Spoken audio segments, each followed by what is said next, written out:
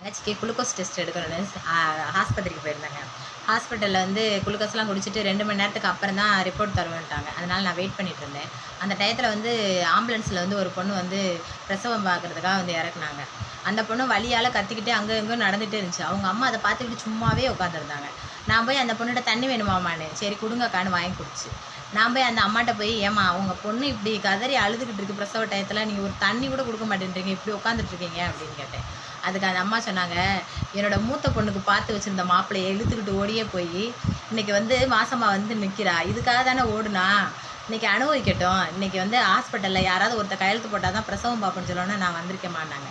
அதுக்கப்புறம் அந்த பொண்ணுக்கு பொம்பளை பிள்ளை பிறந்துச்சு. அதுக்கு அந்த அம்மா ட்ரெஸ் எல்லாம் மாற்றி விட்டுட்டு சொன்னாங்க, 20 வருஷத்துக்கு முன்னாடி இப்படி தான் உன்னை பெற்று கையில் எடுத்தேன், இந்த பிள்ளை உனக்கு செஞ்சு துரோகம் பண்ணிட்டு ஓடும்பாரு, அப்போ தெரியும் என்னோட வேதனை என்ன, நாசமாக போடின்னு சொல்லிட்டு போயிட்டாங்க.